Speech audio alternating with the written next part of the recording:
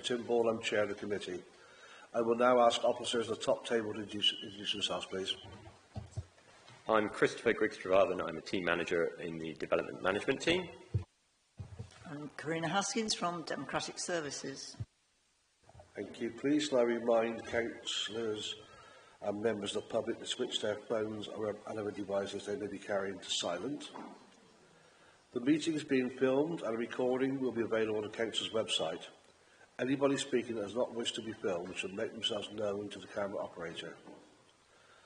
I would like to remind everyone that we are currently in the pre-election period. Councillors are reminded not to make any statements or comments which relate to forthcoming by-election or any particularly sensitive issue. The emergency evacuation procedure, please. Thank you, Chair. If a continuous alarm sounds, you must evacuate the building and proceed to the assembly point.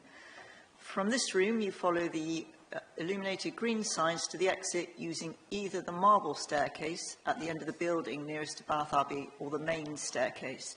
Please do not use the lifts. And the assembly point for this building is in Orange Grove on the green outside Brown's Restaurant. Thank you. Apologies for absence and substitutions. Apologies from Councillor Eleanor Jackson and Councillor Dave Biddleston substituting. Apologies from Councillor Fiona Gawley. Councillor Ruth Malloy is substituting. Thank you. Declarations of interest, please. Councillor Warren. Yes, Chairman, I'll have to declare what was going to be in the first motion for the, at Burnett for the solar panel. The owners are family friends, so I think it's probably best, I've been advised by the legal officers, best to declare an interest and leave the room for that. Thank you. Urgent business, agreed by the Chair. There is no urgent business. Items of public and statements and questions. Please, yes. So, Chair, just to remind members of the public of the procedure. So, speakers will be called to speak immediately after the planning officer has made their presentation. And the order of speakers and time allowed will be as follows. If there's any parish town council representatives, they will speak first and be allowed 3 minutes. Then it's objectors to an application who will be allowed 3 minutes. And supporters of an application will be allowed 3 minutes. If there's more than one objector or supporter, they must share the 3 minutes allowed to each side. Ward councillors not on the committee who have indicated they wish to speak may do so for a maximum of 5 minutes. And the speeches, there'll be a timer on the screen showing how much time you have, so just be aware of that. And the Chair will let you know when your time's coming to an end. Thank you. Thank you. Minutes of 17th September. These are not available at the moment and we approve as a correct record at the next meeting of the Planning Committee. Main plans list. I'm going to change the order of the agenda to take the following applications first. 30 Shores Way. Officer, please present the report, please.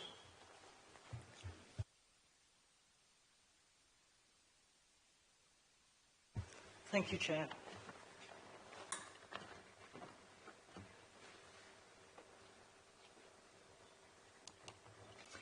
This application is for the change of use of an existing 3-bedroom dwelling into a 6-bedroom HMO. The application also includes a single-storey rear extension, alterations to the internals of the property, a cycle and bin store, and the existing side store is to be converted into residential accommodation.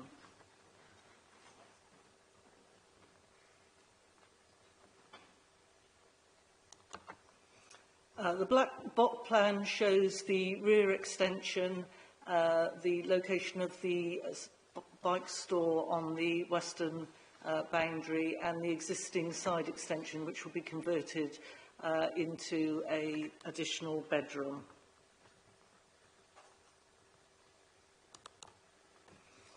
The existing property is a 2-storey property within a residential area, predominantly residential area. The properties are slightly unusual in that these are framed buildings, predominantly in the area. As you can see on the right-hand elevation, there's an existing conservatory at the back of the property. And on this elevation, you can see the conservatory on the left-hand side at the back of the property, and the existing flat roof side extension on the right-hand side, which will be converted into a bedroom.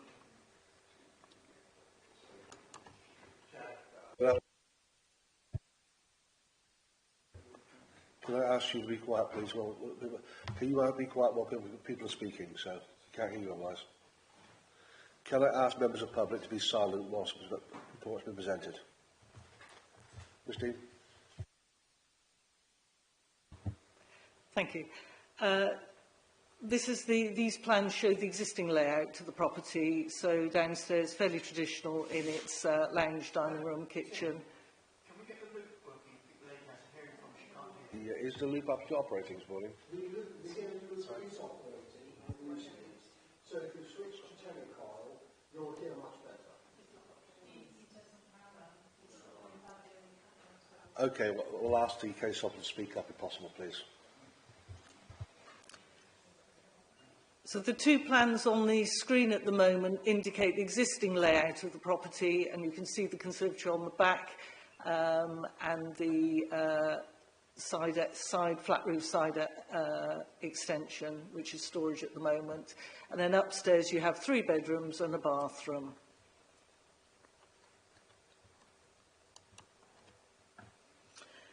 So the proposals, here you can see on the left-hand side a flat-roofed rear extension in the position, roughly the position of the conservatory that exists at the moment, flat-roofed rendered finished extension. And then the storage area on the right-hand side, that you can see on the right-hand side elevation, that will be squared off. At the moment, it's slightly L-shaped at the back, and that will be squared off to create an additional bedroom. So this is showing you the front elevation as will be, and the side extension as will be seen from the adjoining property.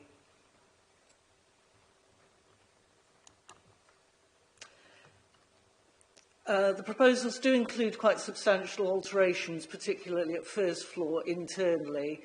And as you'll see, the arrangements are for 4 bedrooms to be created with a shared bathroom.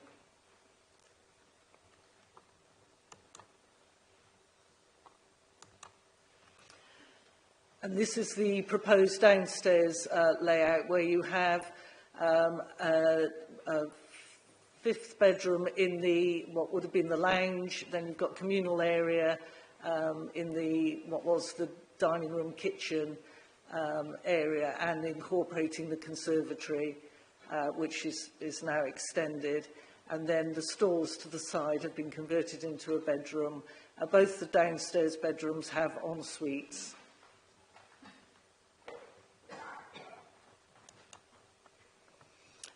These are just showing you the 6-bike stall that will be provided within the garden against the western elevation.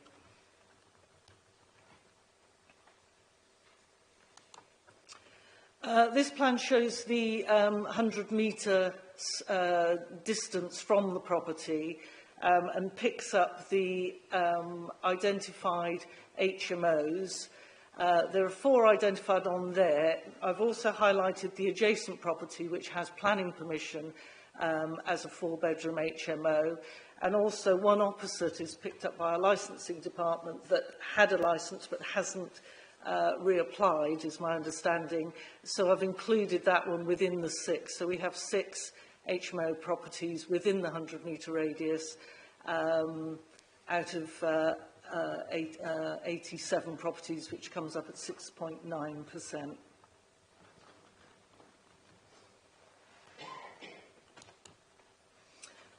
These are photographs now of the property so that you can get an idea of the type of property that we're looking at. This is the front elevation.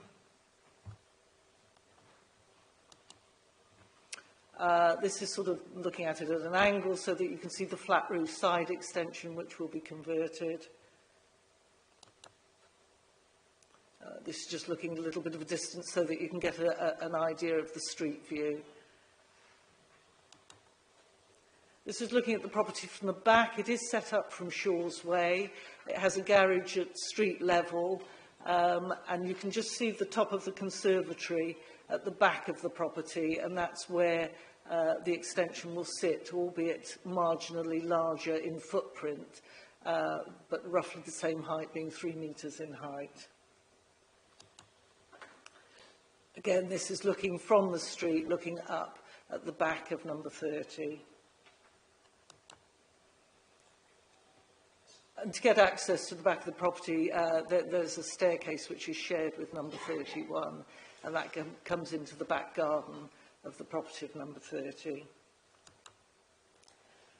This is the existing conservatory set at the back, and as stated, the proposed extension sits in roughly the same place, although the footprint is slightly larger.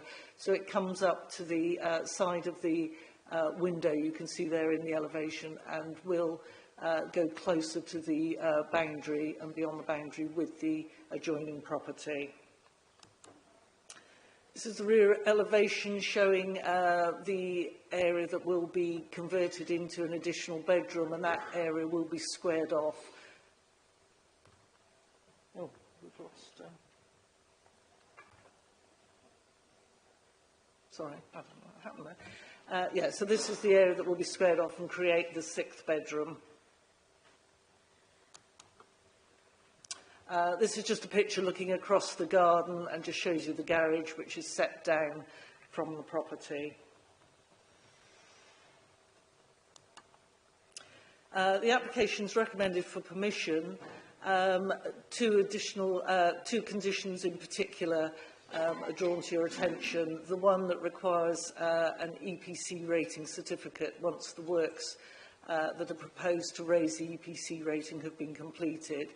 And also, soundproofing was shown on the drawings, but it's considered necessary to have a condition on that gets details submitted, and then the soundproofing kept in place in perpetuity on the walls that adjoin the adjacent property. Thank you. If anyone's got any questions. Thank you, Christine. Can I call Brian Barretts now to speak? Yeah, good morning, everybody. I hope I'm clear now.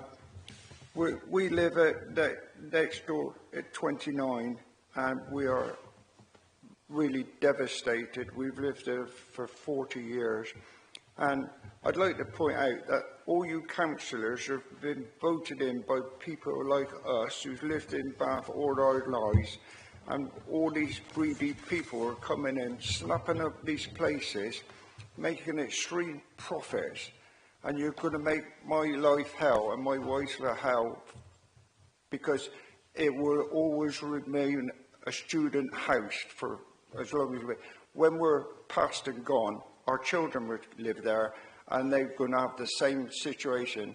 And not only that, who's going to buy our house next door to all these students? Also, the framework of the place is all metal and mile west. There's mile wire, sorry about this, wire mesh. There's no brickwork whatsoever. There's a party wall. We can hear everything what goes on next door. And I could go on for and on and on. I know it allowed a certain amount of time. I wish you could look at this. And another thing is, nearly 40 people on this sheet have objected to this planning, and nobody seems to take any notice of it. It's just bewildering. I'm flummoxed for words what to say, because nobody listened to us, and we know in Bath there is over, you might not be interested, you may right you are, but there's over 4,000 HMOs, and there's no sign of it ever stopping, and we're stuck in the middle of it. I don't have anything more to say, because we're so distressed about it. How can you have a three-bedroom house turn into a seven-bedroom house? They're going to have friends, students, they're going to have cars, the road. We've had to invest in that hard stand. It cost $7,500, and we've done it ourselves before I had my stroke because we had nowhere to park. So even with all this, and also you've got all these people renting out round us, and they're calling it a, what are they called? They are Sorry. Airbnb. Yeah, they're called Airbnbs, just another way to get through the loophole. And the Chinese people who live on the end, they've got 3 cars. You must know, God knows how many people live in there. 6. And it's just going on and we're stuck in the middle. And we're looking at you people to show a bit of support for us instead of the other way round. We're supporting you, putting you through as councillors. So I'll leave it there. I'll leave it there. No, call Councillor Sarah I'm Moore. sorry. Thank you. Councillor Moore. Thank you, Chair. I've come today to actually object, or show my objection for this application. The property is a semi-detached property. The party wall is paper thin. It has no blockwork on this building other than the outhouse area, which is a single skimmed blockwork. There's no insulation on that blockwork. They're going to have to obviously add that. But the internal changes means gutting of the downstairs and gutting of the upstairs before any soundproofing can take place, meaning severe upheaval for the neighbours with the noise and disruption, because the party wall is literally plasterboard. If you go and knock on the wall, you will hear it's hollow.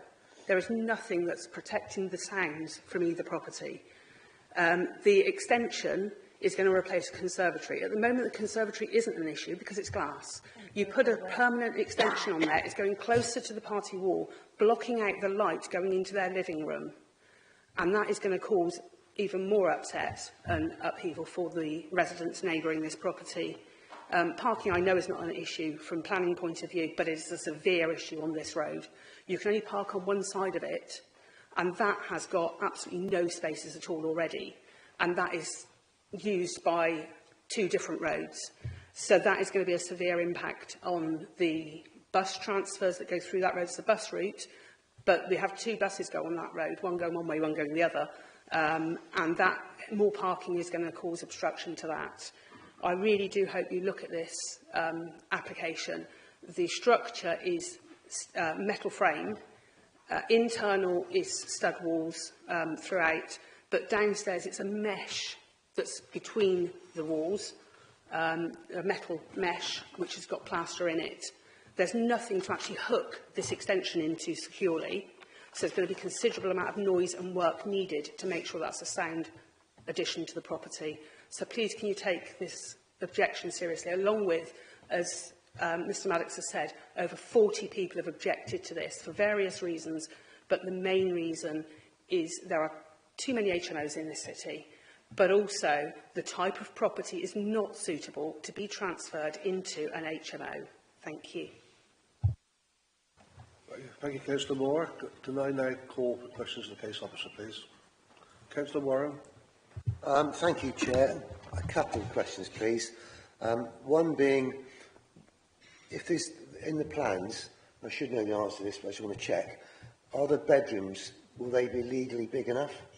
And secondly, in the plans, is there anything for sound insulation in the neighbouring properties? Thank you, Chair. Yes, the bedrooms with the reconfiguration on the first floor, all the bedrooms do meet the minimum standards reasonably comfortably. And the soundproofing, the plans do indicate soundproofing to a level, they quoted V1, which my understanding is boarding that will be put on the walls that adjoin the adjacent property. But it was considered necessary to put the condition on so that we can, check that the information is adequate for the situation, given the nature of the properties. Councillor Halsall. Thank you, Chair.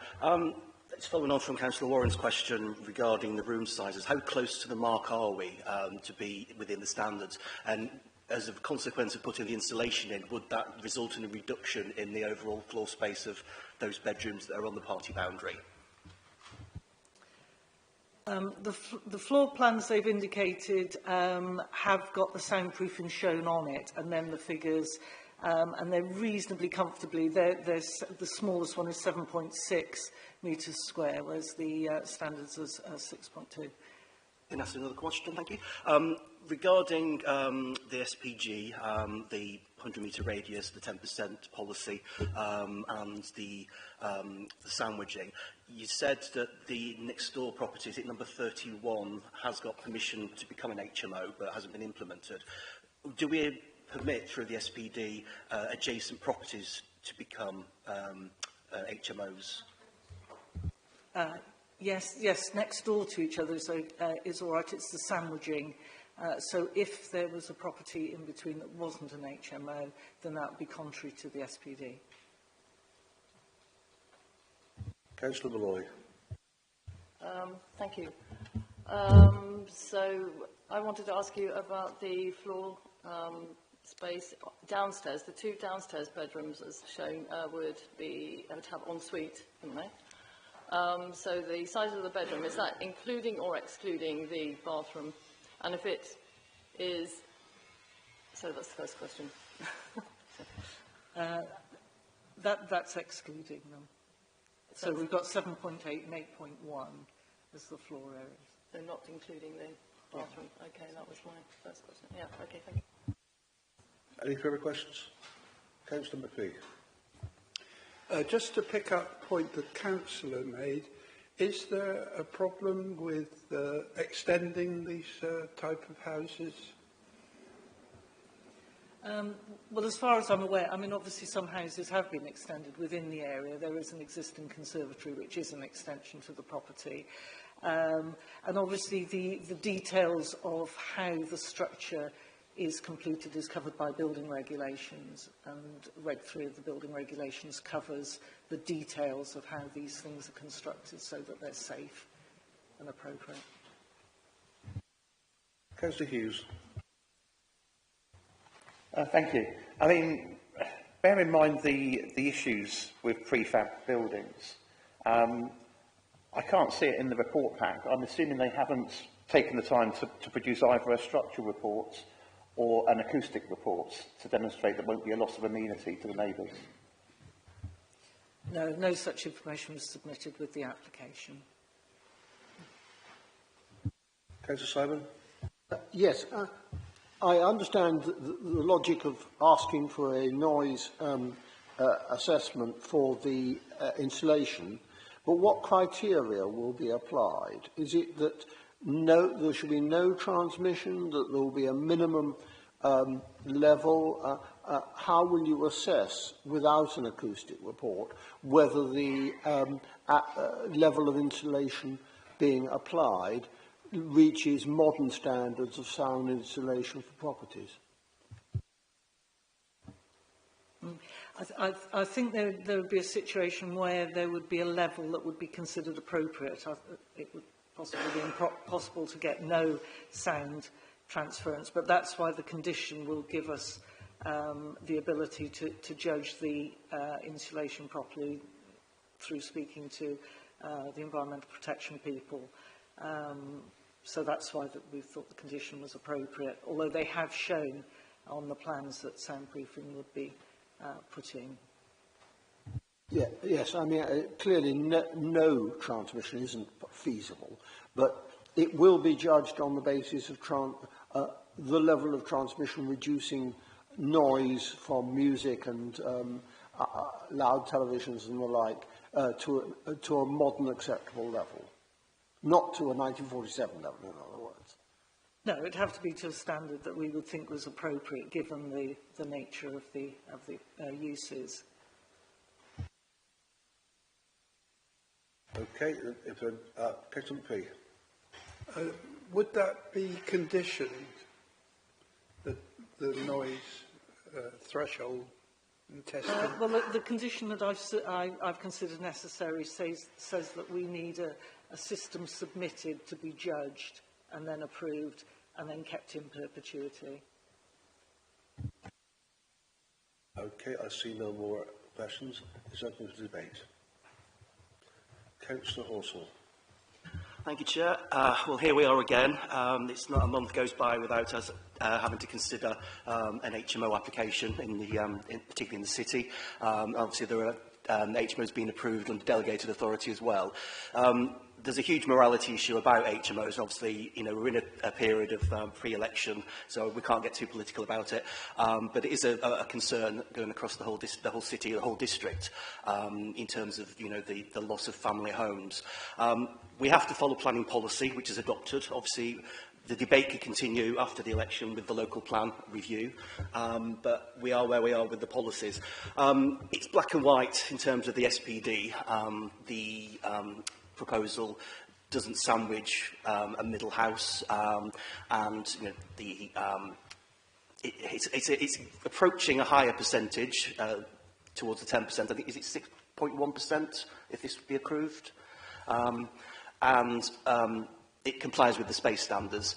So whilst it doesn't necessarily conflict with the SPD, I am concerned that we would apply the placemaking policy, I think it's D6, in terms of amenity affecting the neighbours in particular because of the quality of the house and its construction, but also the overdevelopment that a modest 3-bedroom house would generate by being occupied by 6 people and their associated activities.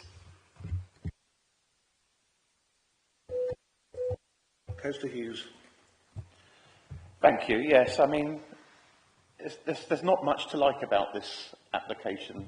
I appreciate they've, a token gesture, reduced it from 7 bedrooms to 6. But 6 is still an overdevelopment. This house was never intended to be 6 bedrooms to accommodate 6 adults. That was never the intention of this estate. There's no reports to back up the concerns about either structure or acoustics, and so we can't actually be sure that there won't be a serious loss of amenity to the neighbours because it hasn't been demonstrated. So and I'm not sure that there is sufficient, assuming that 6 adults turn up with 6 cars. I don't think there's parking provision to support that either. So I'm not going to support this application. Okay, I've got no motion yet. Councillor Warren. Yeah, happy to move a motion, Chair. I agree with everything that's been said up to now. It's just, there's nothing to like about it, really. I think when you said not much, I think you probably exaggerated, to be honest with you. It's a difficult one because if you look at it in black and white, yes, I guess it's within policy.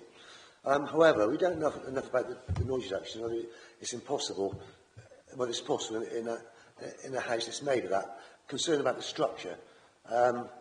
And it is overdevelopment. It's going to cause harm to the neighbours. So I'm happy to move that we overturn the officer's recommendation. Do I have a seconder? Sorry, what did you move? Overturn the officer's recommendation. Yes. Yeah, I'm happy to second that. I think you've got to give some grounds. Sorry, is that better? Yeah, so you've got to give some grounds, Tim. We can't just say move for a few. No, I gave a few in my opening, Paul. Yeah, you carry on.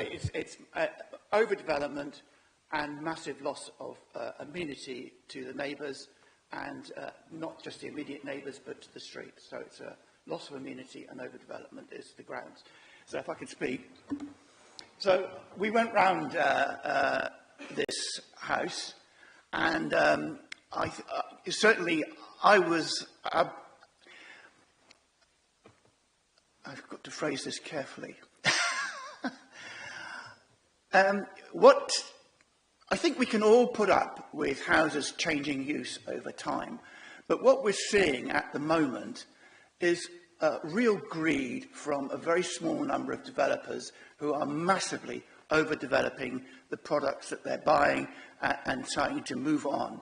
And that overdevelopment not only damages the fabric of the house, it damages the fabric of the community, and it just damages everything, really. You know, the fact they moved it from 7 to 6 is irrelevant. 6 is far too many for this house, you know, and really, we can't just say it must stay as a family house because that's not a planning consideration for it at the moment. But it is a real issue, and it's something that we as a council have to much more seriously address, and at speed, because of the speed with which these applications are coming in, to change the policy going forward. You know, because the officers are in a cleft stick. They have the policy that we've developed over time, and if they look strictly at that policy, they can reach one conclusion. But it's also possible for us in this chamber to reach a different conclusion. And on this one, I reach a very different conclusion from the case officer who's recommending permit. I think this should be refused on the grounds of overdevelopment and real loss of amenity to the neighbours. You can't just have a paper-thin wall, even if you put constructions in to make it a bit more soundproofed. It doesn't alter the fact that you've got a large amount of noise coming on, and that is not acceptable. These houses were not built for this type of use, and therefore I'm happy to move to second Councillor Warren's refusal. Any further speakers? Councillor Malloy. Thank you. Yes, I agree with the previous speakers, but I would just like to say, so I agree, overdevelopment, because these houses weren't designed to be extended. Loss of amenity, and I think not only for the immediate neighbours and the community, but also for the potential inhabitants, whether students or otherwise. It really it's always very helpful to go on a site visit and have an opportunity to see the place in person. And my feeling was that it would really be sort of cramming in a large number of people, and it would not good for them either. So loss of amenity all round, and including the lack of light, if you wanted to add that, about the extension at the rear of the house being converted. And yeah, so that's basically it. And the concern about the parking, I think nearly all of the objections mentioned concerns about more parking spaces being required but not provided. I think there's one garage, so there'd be one space there. And I'm a great fan of you know, bicycles, and I think it's good that we always insist now on bike sheds, but realistically there's no way of knowing whether everybody would all have a bike and use it, you know, so that's not, shouldn't affect our decision too much. So anyway, I agree with the overturning the decision, I'm afraid. Chris. Yes, thank you. Just wanted to clarify the motion, Tim. I think I've got it quite clearly, but just for everyone's benefit. So it's to overturn the officer's recommendation on the basis that, you know, converting the building to a 6-bedroom HMO would represent overdevelopment, causing harm to the neighbours' amenity based upon the intensity of that use and the construction of the building. And also, I take it that your view is that the soundproofing condition, we don't have enough evidence to demonstrate that that would be effective. I've obviously heard the comments from Councillor Malloy there about impact on the amenity of the inhabitants of the HMO itself and the issue around parking. My advice on those, obviously I request clarification whether they're part of the motion, but my advice would be that given the internal arrangements do meet our HMO standards, it would be very hard for us to defend a reason for refusal on basis of impact on the amenity of the occupiers. Similarly, on parking, it very clearly meets our parking standards, and we have approved a lot of HMOs in similar situations, parking, so I feel that would also be very difficult to defend. But your original motion, as I set it out before, I think, you know, it's a reasonable motion that officers can seek to defend. Yeah, happy to go with that advice. Anyway. Very happy to go with that advice, thank you. Do you want to sort, Councillor Warren? No, I don't think so. I think we've gone through it. That it's a difficult one because it's borderline, but we've got to try and find reasons. It's people, and I'll leave it at that. I'll go too far down that line otherwise. I don't want to get down a rabbit hole. So happy to move. Thank you. We have a motion to refuse. Let's those in favour, please.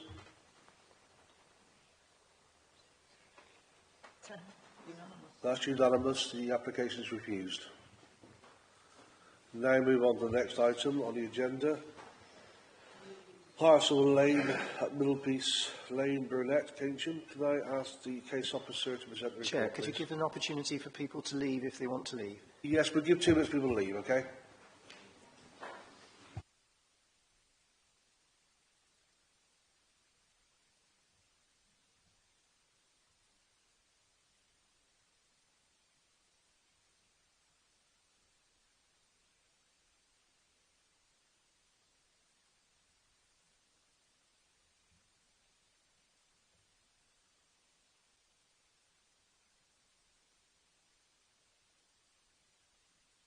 If you want to close the window, please close it.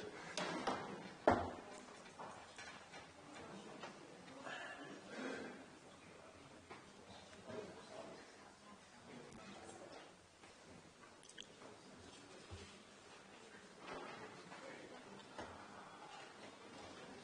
just going to check that's the councillor. She wasn't there.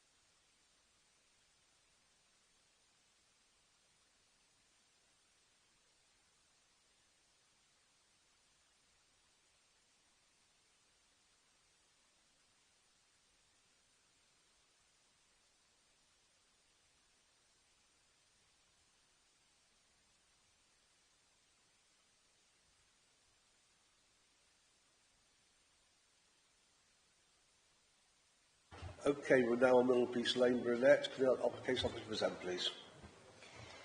Thank you, Chair.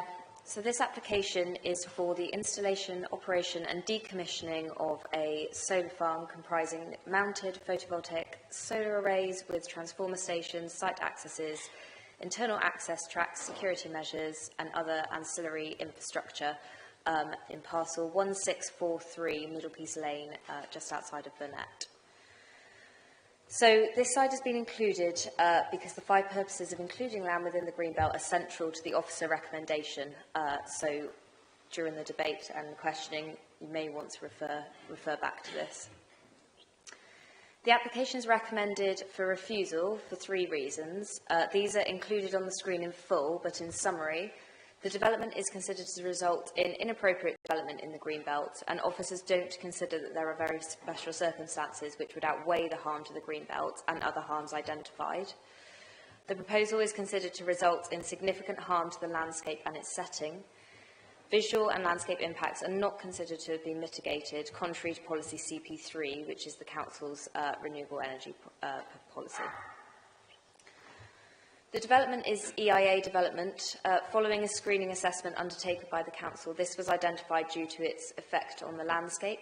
The application is as such supported by an environmental statement.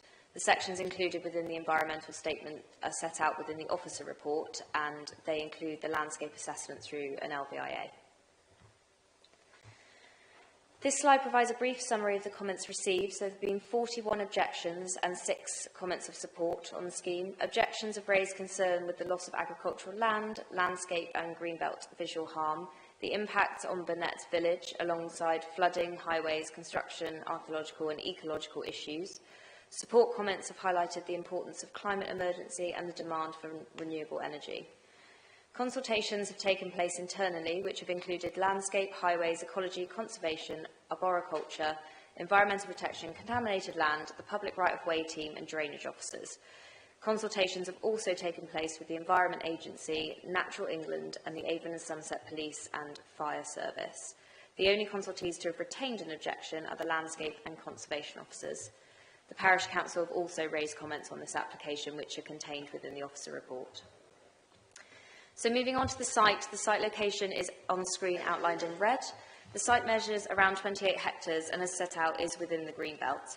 Burnett is located here to the west and to the south is Middlepiece Lane and to the north is Gypsy Lane. This is an aerial image of the site, so you can currently see that it's agricultural fields, and for those on the site visit, you will have seen that during that visit. And then another aerial view, just a little bit, with a little bit more context. So this is the site outlined in red. You've got Burnett to the west, and then you've got Keynsham up here, and Salford just here. This is the existing topographical survey of the site. So as you can see from the contour lines, the middle section of the site here is the steepest, and this was pointed out during the site visit. So 18 hectares of the site are proposed to be utilised for the panels themselves. So these are the areas shown with the dark blue panels on the plan. This is field 1, field 2, field 3 and field 4. The lighter blue areas here are proposed to be soft landscaping, and the yellow areas are proposed for biodiversity net gain. Within each field, there are locations for inverter containers, and the battery storage is located here to the east of the site. This is the detailed landscaping plan that has been provided. I appreciate some of the detail maybe isn't translating that well to the screen, but the grey areas in fields 1 to 4 around here are the solar panels. This area here is the steep part of the site that I referred to on the topographical survey and where we had a look at on the site visit. And that's split into 2 planting areas. So the northern part, this kind of dark green area here, is proposed to be planted with denser tree and shrub planting. And the lower part here, which is kind of the light green-grey colour, is proposed to be grassland with low shrub. There's also a watercourse, which is located here. Hedge planting is also proposed to the perimeter of the panels. The BNG provision for the site is approximately a 54.3% gain for habitat, a 12.95% gain for hedgerow, and a 19.88% gain for watercourse units. So then we've got some cross sections of the panels. The highest point of the panel, so here, is 2.6 metres roughly, and then the lowest point here is around 0.8 metres. So the following slides show the associated infrastructure within the site. So these are the plans and elevations for the substation, which are located in the eastern part of the site. These are the transformers, also in the eastern section of the site. The customer switchgear. The battery storage, which is kind of akin to shipping container in appearance. The inverters, which are within the fields and also to the east of the site. And then an indicative drawing and image of the proposed fencing, which appears as kind of a deer fencing design. Then we've got the entrance gates, again, mesh metal in appearance. And then this drawing I've just included, which shows the potential construction compound plan. So if officer recommendation were overturned, officers consider that a condition would be required for a construction management plan. So this plan just demonstrates that during the construction period, which is expected to be around 9 months, there would be space for a compound to be located to the north of the site, accessed from Gypsy Lane. The point of connection is located here to the east of the site. The point of connection doesn't involve the erection of any masts or pylons. So moving on to some viewpoints. So this is the existing south of the site, taken from public footpath BA8/57. The hedgerow, which runs through the middle, is the southern boundary. So this is the same view, but in proposed year 1. So you can see the panels along here and here. So these are mainly fields 1 and 2 that you can see, which are elevated from this position. Then we move to year 15, which shows the planting. So it's important for the committee to note that the Baines landscape consultant and case officer have raised concerns which are discussed in a lot of detail in the report with regard to the realistic extent of the screening due to the species proposed, which were of a moderate scale. So officers aren't convinced that field 1 in particular would be obscured to the extent shown in the LVIA and this viewpoint due to the species proposed, and the likely impact of larger species in this location would cause shading to the panels, which would obviously impact their effectiveness. So officers would ask the committee to bear that in mind when they're coming to a view on this application. This is the existing viewpoint 3, taken from the B3116 Burnett Hill bus stop, looking towards Midsummer Norton. Again, this is field 1 and 2 with a very small corner of field 3. This is the year 1 visual of the viewpoint. So the central section here is that steep bit, which I've pointed out a couple of times. So that will have the kind of denser tree planting and the grass and planting and the scrub towards the lower part of the slope. And this is again in year 15. Again, the same caveat from officers applies, that there's significant concern that the chosen species would not realistically provide this much cover and that this isn't a realistic visual. And it's officers' view that the panels would be a lot more visible at year 15. This is the view from Stantonbury Hill, looking south towards the site, which you can just see with the red arrow, hopefully here. So if you keep an eye, and then we'll move to year 1 now, so you can see the solar panels along here. And then again in year 15 with the tree planting. This is viewpoint 5, so the B3116, the southern edge of lay-by just south of junction with the A39. And this is proposed year 1, again you can see the panels here. And then this is viewpoint 7, taken from the footpath BA8/33 at Fairy Hill, with the site indicated by the red arrow. So again, this is a longer range view. And then you can see the panels here, again with the arrow. And again at year 15 with the tree planting. And then finally, some photos taken by the officer, which show some of the views that we stopped at on the site visit. So this is taken from Burnett Hill, looking northeast towards the site. This is the steep field here with the hay bales in. And this is the junction on Burnett Hill, opposite Middlepiece Lane, on the southern entrance to Burnett. And then this is from Southern Burnett Road towards Burnett Hill bus stop, with the site beyond here. So it's looking northeast towards field 1. This is looking north from Middlepiece Lane, so field 3 is the closest, and then field 1 is this one up here. This is looking southwest off of Gypsy Lane, so for those on the site visit, this is where we stood when it was absolutely tipping it down with rain. Again, this is field 1, and this is looking southeast in the other direction, so Burnett's kind of off the screen. So the officer recommendation is to refuse the development for the 3 reasons provided within the committee report. Thank you, Chair. Thank you. Can I call for speakers, please? Councillor Philippa Paget, please. Thank you. Yes, I'm Philippa Paget, Vice Chair of Compton Dando Parish Council, and I've been asked by the Council to make the following points. The Parish Council is mindful of climate change in all planning applications we consider. In the case of this application for the solar farm at Burnett, we believe there would be serious negative implications if the application were permitted. The increasing number of solar farms and proposed solar farms locally have a cumulative effect of industrialisation on the local natural beauty and precious green belt.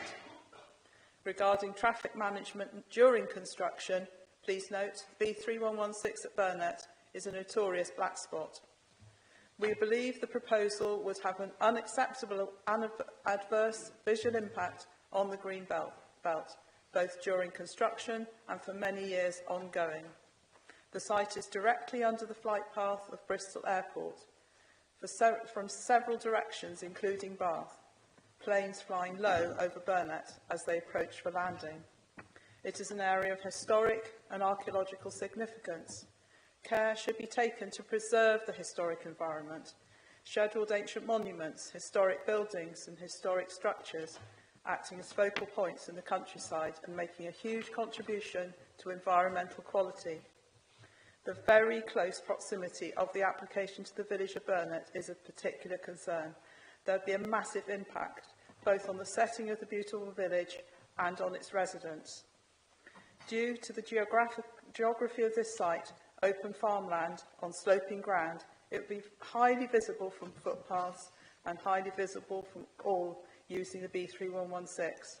And I think the photos that we've seen, they don't really quite show what it is in reality.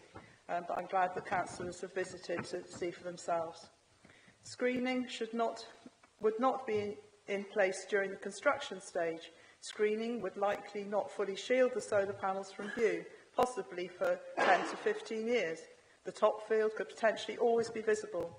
The Parish Council feel this is totally unacceptable for both residents of Burnett and the many local people who pass that way, those who use the route on a regular basis and visitors to Bath and the Chew Valley. Removal of areas 1 and 3 on the plans in their totality would make it less intrusive. Screening would not only take unacceptably long to become effective, but very importantly, it would also affect the historic openness of that landscape. This is the wrong location for a project of this scale and height. The benefits do not outweigh the harm to the green belt. Thank you. Thank you. Now call objectors. Richard Harper and Rosemary Turner. You're sharing 3 minutes. Again, I find myself needing to speak out against large and now gigantic solar PV to protect Burnett's unique heritage. Not because I object to solar, but because the applicants failed to follow guidelines that schemes should and can be hidden. After a site visit, having rightfully and democratically refused permission for the inappropriate sited PV in Burnett, planning would be extraordinarily inconsistent if this exceptionally damaging scheme were passed. The historic setting and environment of Burnett that we should all be protecting will be blighted with an industrial-scale eyesore. Whilst I am certain that the committee, in alignment with its own advisers and vast weight of objections, will throw out this horrendous scheme, there is a risk of another correct decision could again be reversed by a single individual acting undemocratically at appeal. However, this scheme is so much more unpopular, damaging and of national significance, any appeal is likely to be met with a protracted fight. As a geologist familiar with rock and soil porosity and line-of-sight survey, I find any suggestion that all panels can be properly screened, even after decades of growth, and the comments that there will be no increase in surface runoff at deluge times, quite frankly, fantasy. The latter being also contradicted by proposing to increase stream capacity within the site, while flooding beyond the area is simply not taken seriously. Technical reports also rely on sources of information which bear clear instructions that these should not be used for professional reports. Legal advice I have seen for rejecting proposals, now or perhaps at appeal or even judicial review, are followed. Landscape, that should be obvious. Environment, these should be never placed on high ground, and there should be screening already in place. I'm not sure whether this, I can't work out the time. Nick, you've got your colleague speak now, please. I'll show them. In November 23, our house office was flooded. The water came in through the beech hedge between us and 2 rows of solar panels the other side. We have since had extra drainage installed, and the 2 companies of drainage experts we consulted both suggested, as this had never happened before, the solar panels could be a contributory factor. Knowing that the proposed site on the sloping ground opposite is well known for flooding the B3116 during storms from mud, leaves and water running off the land, flooding the road and blocking the drains. Accepting this occurrence, the council have agreed to clear the drains every 3 months. Experts may say they will put preventative methods in place, but they will not be here when it's gushing down the lane and into the village, flooding homes. 66 acres of concrete, steel and glass is bound to severely hamper ground drainage and add to the problem. In my opinion, it is madness to put this number of solar panels on this site. Furthermore, the effect on the landscape of the beautiful village of Burnett, which already has 8-foot-high solar panels in the centre of the village, clearly visible from the road, will be horrendous. Residents chose to live here for its beauty, and walkers frequently visit Burnett to take pleasure in the landscape. No one wants to see this rural idyllic destroyed. Surely there are more suitable and sympathetic sites for this type of installation. Thank you. Thank you. Can I now call Nick, the leading agent, please? Thank you, Chair, and good morning, members. I'm here to express my support for this proposed renewable energy development. There are many factors to weigh in the planning balance, particularly when policies pull in different directions, but this application represents a significant opportunity to contribute to your minimum renewable energy target as set out in your local plan. This should be afforded significant weight in the debate today. With the district still to meet its renewable energy targets, this project would provide a substantial boost towards achieving those goals by 2029. You recognise in your own guidance note that to meet the district-wide target and take advantage of the environmental and economic benefits of renewable energy, some development inevitably will be in the green belt, noting some 70% of the district is designated as such. The site is Grade 4 land, being poor quality and not classified as the best and most versatile agricultural land.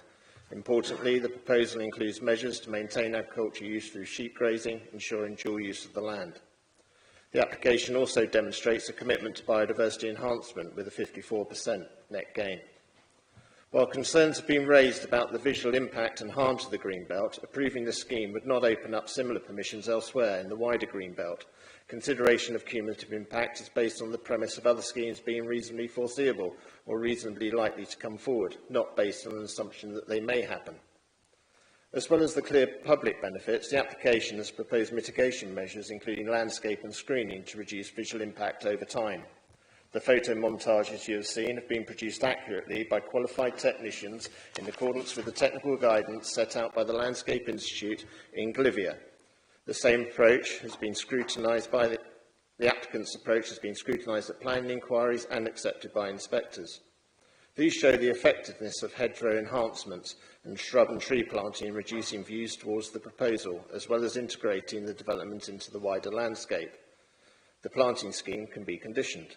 Furthermore, the development is temporary, with a lifespan of 40 years, after which it can be restored to its original use.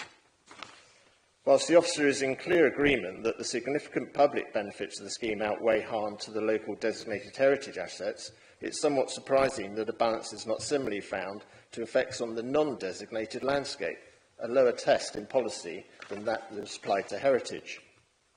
The Council has declared a climate emergency, and this application is a direct response to that declaration. Renewable energy projects like this are essential to reducing greenhouse gas emissions, supporting energy security and fostering a low-carbon economy. The public benefits of this proposal are undeniable, and they should be given significant weight in your decision-making. The point of connection in the red line boundary means no external cabling is required, quite a unique factor in such developments. In conclusion, this application is a vital step towards a sustainable future. It balances the need for renewable energy and shows that the landscape of the site has the capacity to successfully accommodate the scale and extent of the proposal. The PV development within existing landscape structure would not cause significant harm to local landscape character and the wider area's visual amenity in the long term. It aligns with local and national policies supporting the transition to net zero, and I urge the committee to approve this application today and demonstrate its proven leadership in tackling the climate emergency. Thank you for your time. Thank you. Councillor Hounsell. Thank you, Chair. Good morning. Not long ago, I sat here as a ward councillor in front of the Planning Committee supporting the planning application for a smaller solar farm at Ferry Hill, Compton Dando, in the same parish as the location of this application. I said then that addressing climate change is the most urgent issue of our time. Baines Council has declared a climate emergency agreed across the parties and independents. I asked early for this application to come before you today, to come to committee, so that whatever the recommendation of the case officer, the public and future applicants could know the reasons for your decision today and to help everyone understand the necessary policy considerations for this and future applications. I thought it right that the applicant had the opportunity to have the application heard at committee. In her report, the case officer has shown the skills of a barrister to explain the nuances, exceptions and subclauses of national and local planning policies in relation to renewable energy applications. It is not the case that planning policies support solar farm installation in every scenario. Solar is not a trump card. I will mention just one policy, our own CP3. Quote, Proposals will be supported where they will not result in significant adverse impacts on the local environment, including landscape and visual impacts. The 2021 Landscape Sensitivity Assessment for Renewable Energy contains guidance for this general area. It only has low to moderate potential for large-scale solar energy developments because of the scale of fields and levels of visibility. The size of this application puts it at the upper end of the highest banding. The development will be highly visible from the highway, parts of Burnett Village and public rights-of-way, as well as from distant viewpoints. On your site visit, you saw the panoramic view from Gypsy Lane. Even in driving rain, the vista was magnificent. But it's not about what you could see from that spot where you stood. Yes, very few would ever have that opportunity. It's about what could be seen looking back to these fields, including from miles away. A proviso in policy is that any adverse effects on the landscape and visual impact need to be satisfactorily mitigated. Screening by soft landscaping as proposed would be limited in its effect. The setting and character of the nearby small historic Burnett Village will be affected. Development on Greenbelt is harmful by definition. Planning policy and the rulings of independent planning inspectors state that exceptional circumstances can include the wider environmental benefits of energy production from renewable sources. However, in this case, the effect on the Greenbelt is so harmful that it outweighs those benefits. This location contributes significantly to Greenbelt openness in the wider area, as you saw on the site visit. The substantial harm to the landscape in Greenbelt would be over a period of 40 years. A smaller site in this location could be acceptable. We have a target for renewable energy in Baines, but that's not a mandatory target like the government house building target. The target for renewable energy is an aspirational target, and it's not the case that you should permit any such planning application until that target's met. I ask you, after your rigorous scrutiny, to accept the officer recommendation to refuse this application because of its size and the resulting impact on the Greenbelt and landscape. Thank you for listening. Thank you. Questions, officers, please? Members' questions, officer? Anybody? Councillor Hughes. Thank you. So first of all, I just want to understand how many 20-foot battery BESS containers are there on site?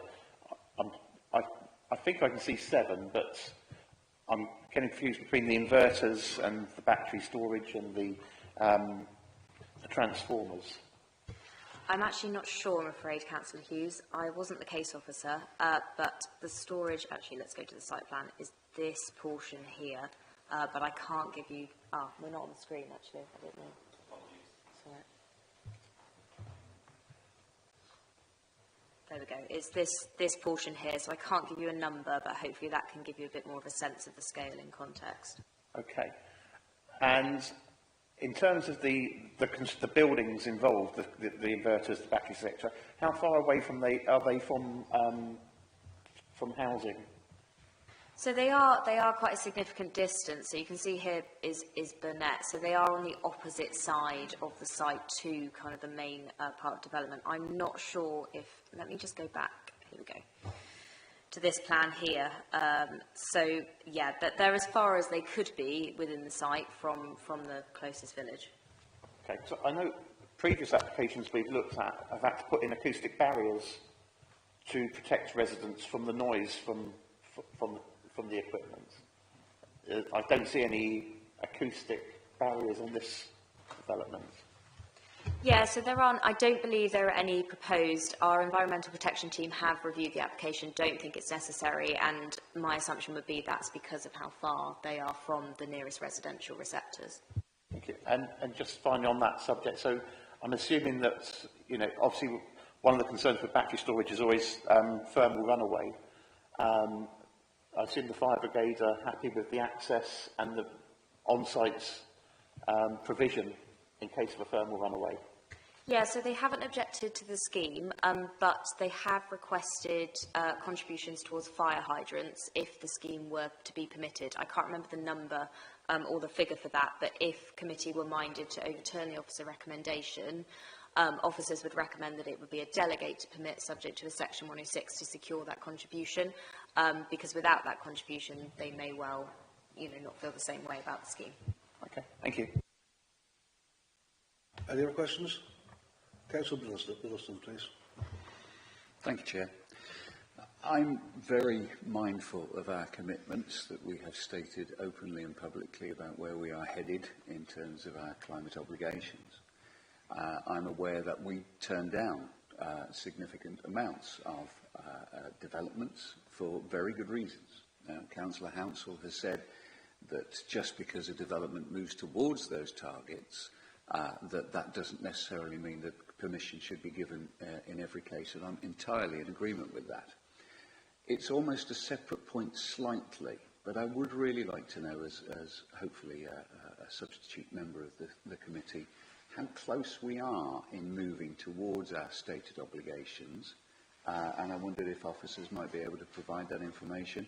It might also help us to understand what permissions we ought to be providing in future. How far are we away, please, officers? So, in the officer report in the renewable energy section, the case officer has set out that 47 megawatts of electricity generation have cumulatively been installed within the district since 2010. This figure was last updated in December 2023, so it's slightly out of date. In addition, an approximate 86 megawatts is expected to come forward through consented applications, but obviously they are just consented, they haven't all been commenced, they may not be commenced, so at the moment 47 is the figure that we've got. The policy target is 110. Councillor Leach. Thank you, Chair. One of the speakers spoke movingly about her anxieties to do with flooding. I'd like to ask, is the officer satisfied that the flood risk has been thoroughly assessed and that there is no significant or substantial risk that this will in any way change the flood risk? Yeah, so I think initially there were some concerns raised by the Environment Agency and the lead local flood authority, so our internal drainage team. I think subsequently after that, some additional documentation, flood risk assessment was submitted. Those objections have now been removed, subject to, if again the application was overturned, several conditions securing the measures outlined in those. I don't have those documents before me, so I can't give you the detail, I'm afraid. Councillor McPhee. If Field 1 was excluded, would that, in the view of the officers, make the case compliant? So I think it would be difficult to conclude that if Field 1 was removed, then the scheme would be acceptable definitively. Obviously, a full assessment would have to be done. I think the main concern of officers and the landscape officer is Field 1 and to some extent Field 2. I think there's less concern about Fields 3 and 4 from a landscape perspective. The applicant has been given the opportunity to reduce the scheme in scale. It's my understanding they haven't accepted that offer to reduce it during the course of this application.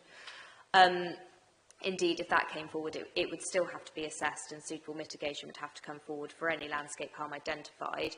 But the two fields which officers consider are causing the most harm are Fields 1 and to some extent 2. Councillor Hughes. Thank you. I just want to understand more about the policy in terms of assessment of alternative sites. So I believe that the applicant has only considered sites within a 4-kilometre radius of the POC. What is the policy requirements? So there's not a policy requirement as such, and it is a judgment, but officers feel that that 4-kilometre radius isn't large enough, and because there is a district-wide need for solar, that assessment should have been district-wide, or at least, along that electricity line where there could have been a point of connection. I don't believe it included sites outside of the Greenbelt either, and didn't consider sites which might have been used, which might have resulted in smaller developments. So, yeah, officers aren't convinced that the radius was large enough, although, we do accept that sites need to be within a reasonable distance of a point of connection for viability and financial reasons, and I think we've discussed that previously at this committee. So, yeah, that's officers' view, and that's all set out in the report. Any further questions?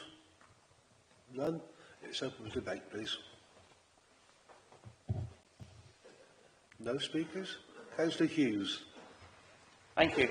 Well, I mean, yes, again, we're seeing applications come through using the cheap and easy options rather than looking at the options that will actually provide more benefit to us. Things like putting canopies over the park and rides, things that would give dual use of brownfield sites, etc., rather than continually looking at agricultural land. That said, I agree that this should, and generally we should have a much wider assessment of our total needs within Baines and be mapping where we think appropriate sites are, rather than piecemeal as we're seeing at the moment. But I agree completely with the assessment of the officer, and I will be supporting the officer's recommendations. Happy to move that.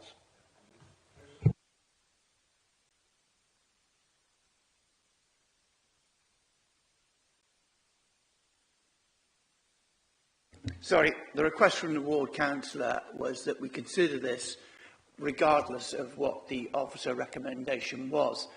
And from his speech, it's quite clear that he is wanting refusal. And I think really what we've got here is a scheme that is just far too large, far too impactful on the rural landscape, and is inappropriate. I think it was said that we've got 47 megawatt built, and if I've got it down right, 86 megawatt consented. Well, if all that consented stuff comes on, then we've reached our target anyway. So, I mean, the problem we have, again, then, with consent is the same with planning permissions that we grant that don't get built out, and then the government puts pressure on us to apply more planning permissions. So, I think we are doing our part for it with what we've approved and is built and what we've consented. And this is far too damaging for the rural landscape and the impact it would have, particularly on Burnett. It's just, it swamps Burnett, really, in terms of it. And I know it's rural, and I know it's on fields, and I know it's where it is. We only had a good site visit round. But I agree with the officer recommendation that this should be refused for all the reasons that she specifies. Councillor Horsell. Thank you. It's quite rare that we get applications brought to committee with a recommendation for refusal. So obviously that is quite a powerful message that's been sent out by officers through the report. I think it was very fair and wise of Councillor Hounsell to ask for this to come to committee regardless of any recommendation, in that it would be fair to the applicants and also fair to the public. From the presentations I've heard, I'm not hearing any fundamental objection to the principle. The concern and the objection is about the scale and the impact it has or will have on the setting of Burnett and the Greenbelt. As the applicant rightly pointed out, 70% of this district is Greenbelt, so that doesn't mean we have to rule all of that 70% out. But in agreement with the officer, a very small area of the Greenbelt was looked at, and really there should have been a wider sequential assessment of alternative areas. And I certainly agree with Councillor Hughes on looking at other methods of delivering our objectives to increase energy, such as solar panels over the park and rides, for instance. But I'd like to think maybe that if we're going to move this recommendation, that it will send a message to the applicant that maybe they can have another look and come back with something that may be more appropriate. Councillor Simon. Thank you. Yes, I'm sorry I wasn't able to join the site visit because of another meeting, but I do know the site because I've cycled along both the lane at the top, Gypsy Lane, and the lane at the bottom, Middle Piece Lane, quite regularly. And Middle Piece Lane is part of the National Cycle Route. And so I think assessing its impact on cyclists is also should be part of the assessment. And in particular, any glint and glare should assess that affecting people using the National Cycle Route. So I'm not, I think a rigorous analysis would be needed of a reduced scheme. It's obviously important that it has a potential connection point where it does, but sitting on a south-facing ridge is it may be energy efficient, but it is a major impact on the landscape, and that's what I give greatest weight to in joining others in supporting the officer recommendation. One other point, I would have wanted, if there were to be conditions, I would want a condition imposing an ongoing requirement for agricultural use. Any further speakers? Councillor Leach. Thank you, Chair. We are once again in a situation where we're trying to balance perception of harms against perception of benefits. And I find myself differing from many people on both of those points. In terms of the benefits, we have declared a climate emergency. We are facing a climate emergency. To my mind, that's not just a cliche to show political correctness. It is, to my mind, it's a fact. I think that many people have ignored that for very far too long. And we actually need to start to treat it as a crisis, that it's not just business as usual with a little bit more leaning towards renewable energy. I do believe we face a crisis, and I do believe that we owe it to our children and grandchildren to be seen to be doing something meaningful about it. And I do agree that this project will be an essential part of meeting a number which is essentially an arbitrary number. I think we need to do as much as we can in terms of generating renewable electricity. If there are other sites which might be more suitable, then my reaction to that is not that we should therefore build on those other sites rather than here. My reaction is that we should be building on all of those sites, because the need to my mind, is quite clear. In terms of the harms, yes, some people might see this as an eyesore. Personally, I don't see it as an eyesore, and I think future generations will be even more likely not to see this as an eyesore, but to see it as a possible sign of our efforts to deal with a crisis as a crisis. So for that reason, I will not be supporting the officer's recommendation. There's no one else, Councillor. Do you want to sum up anyway?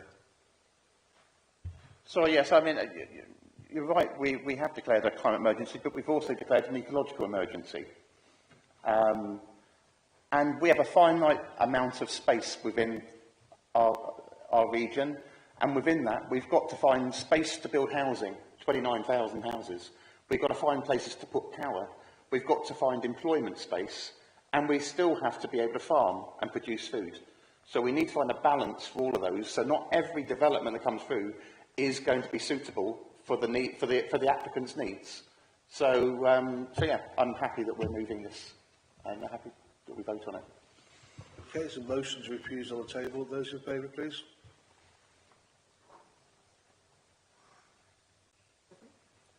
And those against? Okay, that is refused. Thank you. Can we get Councillor Warren back in, please?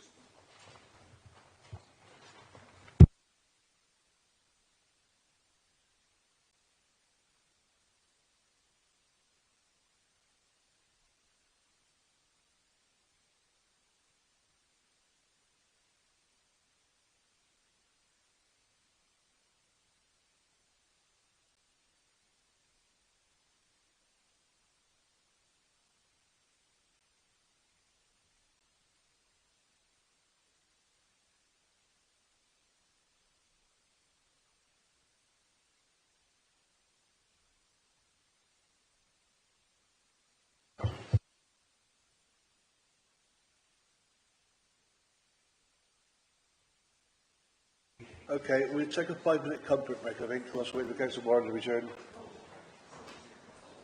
5 minutes.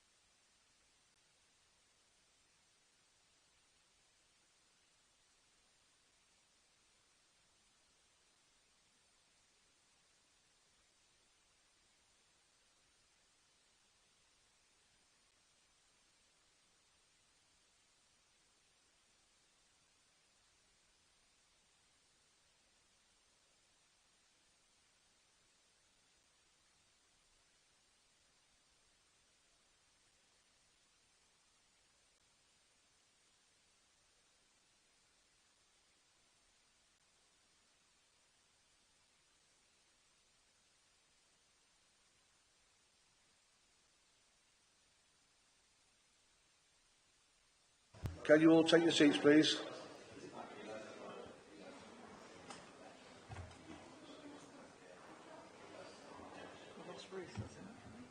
Just wait for Ruth to return a second, then we'll start.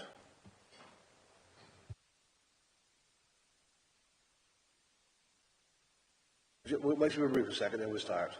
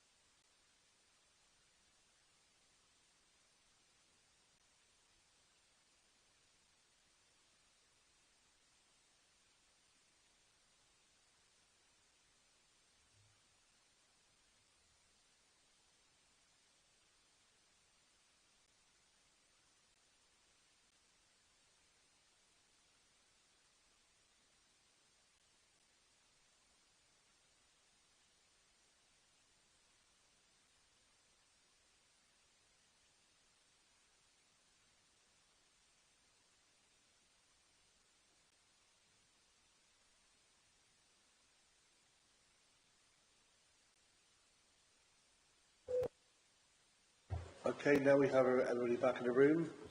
Chris, do you want to present your report, please? Thank you, Chair. Item number 3 before the committee this morning relates to the small holdings accessed from Claude Avenue. The proposal is for a change of use of land and erection of a storage building for bath scaffolding. The application is part retrospective.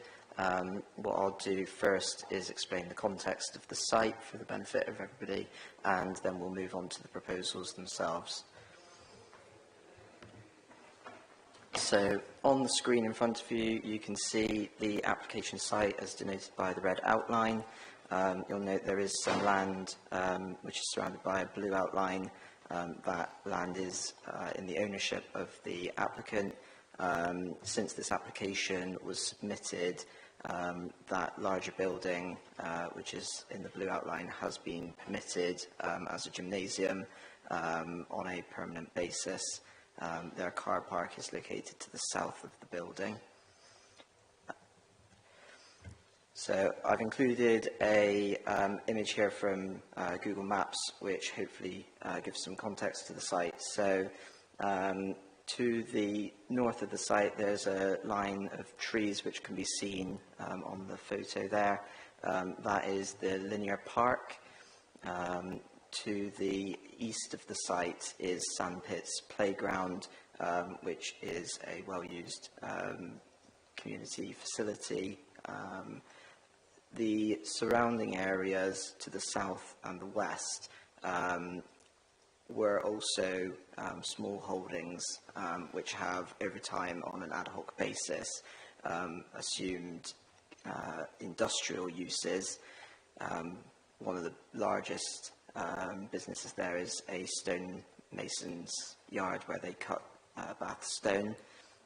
A little bit further to the west is a school and a church before accessing Claude Avenue. So the site is accessed between that church and the school on a unadopted private road, which is also a public right-of-way. And it's referred to as being Old Track. It is quite narrow and, as I say, a public right-of-way, so it's a kind of route that's well used by those in the community, including children, to get to school.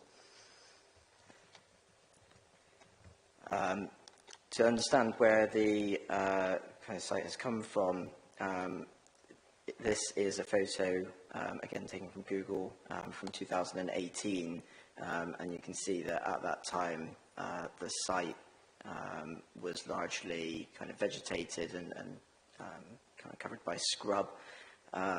Those other uses, the stonemason's yard and the existing building, which is now the gym, are well established. The site was formerly allotments until about the 1970s, when it appears to have been left and then became overgrown with scrub. So these are some photos of the current site. First of all, looking to the east, as you can see, the scrubland has been covered with hard standing. That's unauthorised, but is proposed for retention as part of this application. So the site sits immediately adjacent to a power distribution substation. And in the bottom right photo there, you can see an access which goes towards Sandpits Park. I understand that that is, or was at one point, used by vehicles to access this land, which was of concern to local members and the community. This application does propose landscape planting, which will ensure that that access is stopped up to vehicles. On the screen is a series of photos that I've meshed together showing the northern boundary of the site.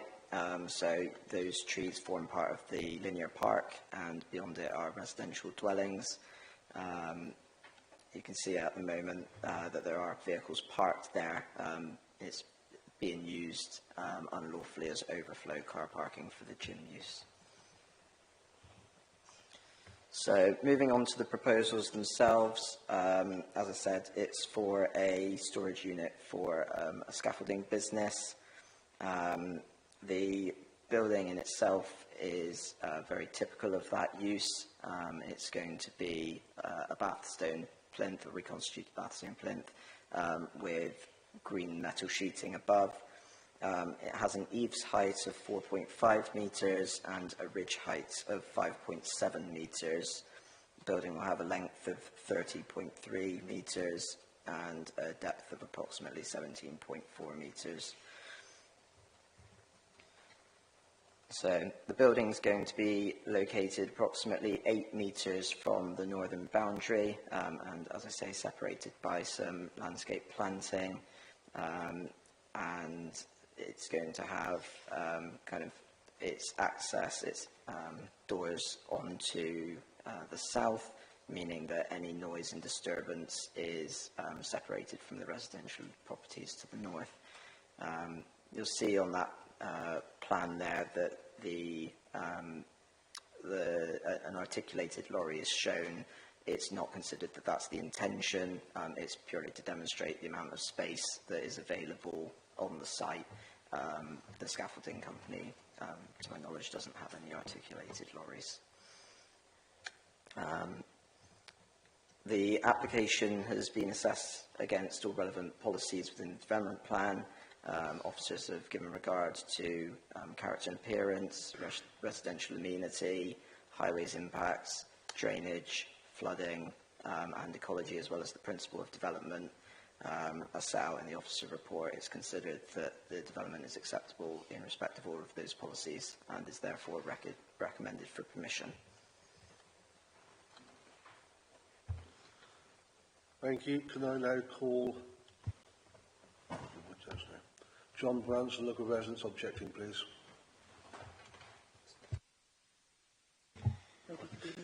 Thank you very much. I'm speaking as a representative of the Friends of the Sandpits Park group. The Sandpits Play Park is a facility of great significance on Bath's densely populated southern slopes and is something of a destination park for many parents with young children. To clarify, we have no opposition to the proposed development on the application site itself, but wish to highlight what for us is a very important issue. A key access point into the park is via an unmade strip of land to the north of the park, and patrons of the park must necessarily cross this area to access the park's toilet facilities. This strip of land provides vehicular access from Monksdale Road to a Western Power facility and also gives access via a footpath to the application site. Ownership of this strip of land is currently undetermined, which means it's open to people taking liberties, and we have seen this happen. Users of the application site have previously attempted to make use of this strip for vehicular access to the application site.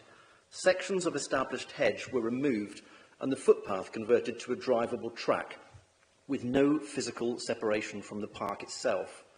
A significant volume of traffic immediately used this access for a time, and this was the cause of significant concern for users of the park and for us as a Friends group. The officer's report and recommendations do not currently deal with the very real possibility of this unofficial and potentially dangerous access point being reopened. Highways has evaluated this application based solely on the current access via Claude Avenue and the Old Track private lane.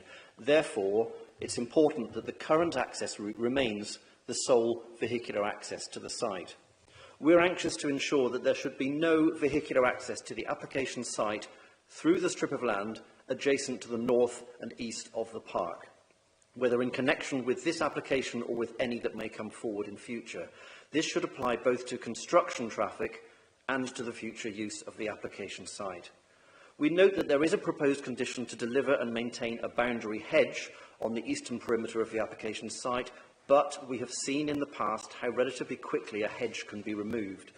We believe that a specific condition is warranted to the effect that the status quo of vehicular access via Claude Avenue and the Old Track, as per Highways evaluation, should remain the sole vehicular access to the site.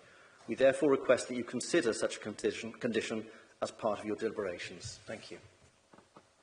I now call Morgan Jones, please. Thank you, Chairman. My name is Morgan Jones. I work as a planning consultant for a company called LPC Troll Planning, and I've been working as part of the team alongside the applicant, Mr Terry Connor, to develop the planning application. As you've been told, the application seeks full planning permission for the erection of a storage building, which is important to note has previously been permitted in 2011 within land within the applicant's ownership. That permission remains extant. However, the siting of the building on this current application site would result in a more efficient use of land and would ensure all land within the applicant's ownership is fully utilised to deliver both economic and environmental benefits as detailed within the report. I'd like to thank the case officer for the detailed report, which gives a good summary of the key material planning considerations. I note there are no objections from any statutory consultees and no objectives from officers on matters of design, impact on the World Heritage Site, neighbour amenities, ecology and biodiversity, highway safety or parking. I am aware one of the main reasons for the applications being reported to the Planning Committee here today is due to the concerns in relation to the manner in which vehicle access was being achieved onto the site from the east around Sandpits Play Park, as we've just heard. I would therefore like to confirm that as part of this proposed development, that access point would be blocked off. It will be closed off by an area of planting that forms part of the planting and biodiversity net gain scheme. They're shown on the application plans and are proposed to be conditioned, so that will ensure it is delivered. The site will be accessed via the private road known as the Old Track. The Highway Authority has no objection to the use of these access arrangements, and I'm also aware that the proposed new commercial building further along the track, which was approved by the committee earlier this year, there was no objection to the use of the track at that time as well. I believe the second key issue for the application being brought to the committee today is to do with the historic allotment use of the site, but I would like to highlight the site not designated as allotment is not protected within the local plan. The committee report does recognise that the site is privately owned and has not been used as allotments since the 1970s. It does state the proposed development has negligible value to the community as allotments, as it cannot be used by the community given it is privately owned and has not been used as allotments for an excess of 40 years.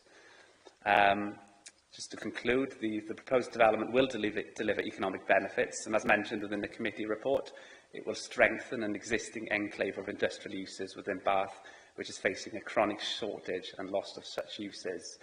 The proposed development is considered to comply with the policies of the local development plan as mentioned by the case officer, and therefore it is respectfully requested that planning permission be granted. Thank you. Councillor Jess David. Thank you, and thank you for the opportunity to speak today. I wanted to explain why this planning application is of interest to me as a councillor for a neighbouring ward. So as has been covered, the site sits along the boundary of Southdown and Moorlands, running round the back of Sandpits Play Park, which is a large playground running along the Monksdale Road. On the Monksdale Road side, this is a mud track with an area of gravel and some hard surfacing close to the electrical substation and toilet block. In the winter 2021, around the time of the second lockdown, the nature of this mud track changed, with a large amount of black gravel being put down to create a more road-like access point to the site that is the subject of this planning application, with a large metal gate. This was a surprise to residents and many of the people involved in the Friends group, and was not done with any formal notice as far as I'm aware. As noted in the planning officer's report, the site itself is also covered by a hard standing, which is understood to be unlawful. So there is a kind of history of sort of ad hoc and unauthorised uses on the site. Almost immediately, we started to see cars using this route to access sites at the back, the gym, and also other businesses operating from the land. At one point, someone even fixed a large tarpaulin banner up to the park fence to direct cars to drive alongside the park to a car wash business, even though this was not a formal road, and brought cars round a steep bend directly above the children's swings with no barrier. Sandpits is a fantastic play space for local children and families, and we're fortunate to have a group of committed residents who work as the Friends of Sandpits to look after the park for everyone to enjoy. This group contacted and met with some of the local businesses at the back and made an agreement to have the gate kept largely shut, and this substantially reduced the amount of traffic driving up the tract, which we're grateful. We've since followed with interest the planning applications for land at the back, including the temporary permission for the CrossFit gym and this site with the proposal for lorry storage. As John said, our main concern has not been the use of the land, but the safety of people using and enjoying the park, and hence my earlier request for this call-in and the specific ask around not opening up vehicle access at the back of the park. I was pleased to see the revised plans submitted after the call-in included proposals for planting around the perimeter of the site, and I'd be grateful if you could ask questions to clarify when this will be in place and how it will be enforced. And I think I would also still welcome an explicit condition attached to the use of this site. As a side note, residents have since been consulted on further development plans for land in this area, and I think it's fair to say that we remain concerned about future development of the land and will want to ensure that Sandpits Park and its safe use by children and families is not compromised. Thank you. Thank you, Councillor O'Meara. Thank you, Chair, and thank you for allowing me to make this statement. What I'm about to say may sound familiar. That is because these are the same objections I had to a previous objection, a previous application next to this site, numbered 23/03975/FUL, which I don't think is referenced in this application. I am referenced, however, my name is misspelled, but that's an aside. Anyway, back to this application. The land was historically allotments, yet over the years the land use has changed, and not always with explicit permission, and that has created a hodgepodge of uses and problems for children and nearby residents. I'm objecting to the increased industrial use of this small industrial estate, but mostly the impact this has on the safety of children and the health and well-being of those living by the site, also around drainage and finally on the local ecology. The unmade lane, the old track, is used as the main pedestrian access for children going to and from Oldfield Park Junior School. The children's entrance is on this lane. Many children also use the informal footpath running behind the Sandpits Park, which joins the lane at the farthest point from Claude Avenue and runs across the entrance to all the businesses in this industrial estate. As you have heard, drivers have also been using the informal path from the Sandpits to access units in the industrial estate. I also ask that the informal access from the Sandpits is permanently restricted so that cars and other vehicles cannot access this route. I am glad that the agent agrees with this. If this scheme is permitted, I would like even more to be done to protect children, as I have been told of drivers on this lane just missing hitting small children. I would like to propose a condition limiting access to and from the Times at times when the children are more likely to be in the lane. I understand that CrossFit Gym next door, which also uses the same access, already does this. It limits the classes and access to times that are after school start and end times. The ground at the site is compacted, but if the surface beside the proposed buildings is replaced by non-porous materials, there will be an effect on the already overwhelmed drainage system. One likely outcome is runoff into the historic and much-loved waterway through the Sandpits. This stream is enjoyed by children throughout much of the year, and I think it would be terrible for future generations of children if this then became unusable. Residents to the north in Melcombe Court have been adversely affected by noise from work in this area, and I believe enforcement on that particular business was sought. Will you consider restrictions on noise and to ensure windows or external lights are effectively shielded? This would be beneficial to bats as well, that use the linear path next to this site as the main foraging route. I have one final request, which reflects the increased use of the lane by more vehicles and heavier vehicles. Would the committee ask for a contribution for the upkeep of the lane, not directly to the council, but to the school and church, since the lane is in part owned by the school and church, and they should get some benefit from this development. Thank you for listening to my comments. Thank you. There's no members' questions. Councillor Halsall. Thank you. I've heard quite a lot of requests from the speakers to add more conditions. So I just want to ask the question, if a motion is put forward to support the recommendation, is it reasonable that we could add additional conditions on the basis of what has been suggested by Mr Branson and the two ward councillors? Perhaps I would agree that, or you would agree with me, that contributions would not be reasonable, but to control the hours of operation, well, limiting the hours of access, and to ensure the eastern boundary is blocked off permanently, would that comply with the 6 tests?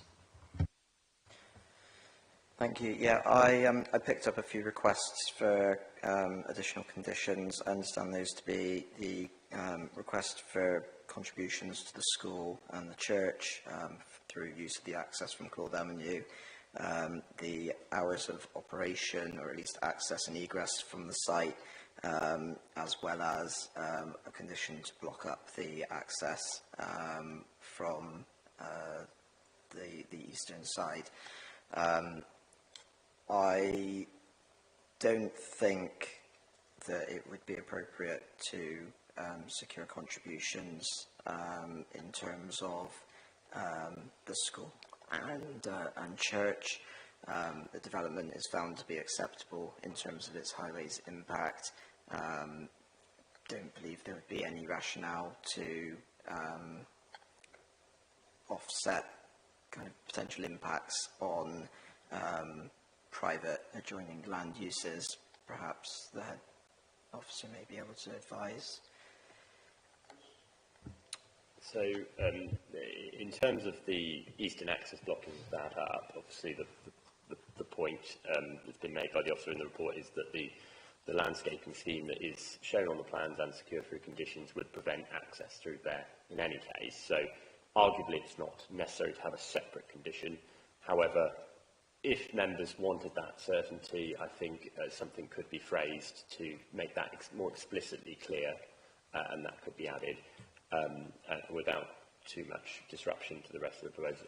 On the hours of operation request, I think that is slightly more challenging because there are a lot of industrial uses on that, as that part of that estate already, many of which are not restricted, and so you would be placing a restriction on one business as opposed to others, and that might, lead to a bit of give them a disadvantage without actually having any benefit in terms of preventing vehicle movements and those conflicts that might arise.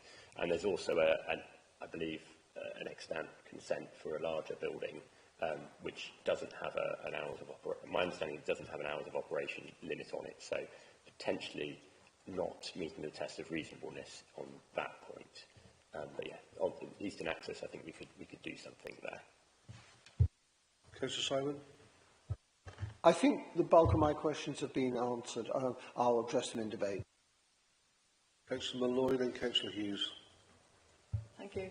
So when you say permanently block the entrance nearest the park, I was assuming that would mean removing adding a condition with a request to remove the gates, so that it can't be reopened at any point in the future.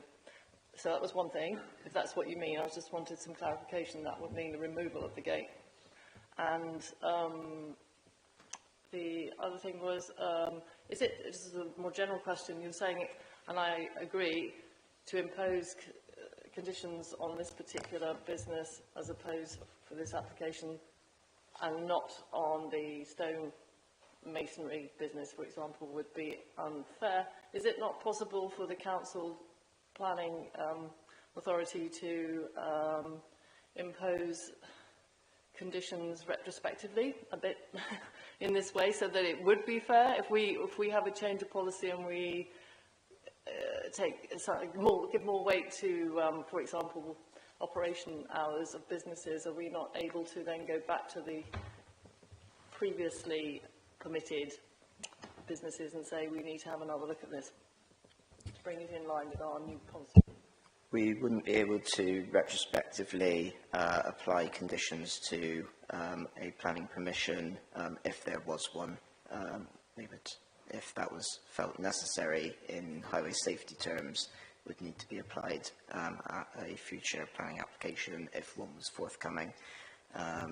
In terms of the condition, in terms of stopping up the existing eastern access, I acknowledged the request for that at application stage and felt that the biodiversity net gain planting, which is secured by condition and would be for at least 30 years, is more than adequate to ensure that that access is stopped up.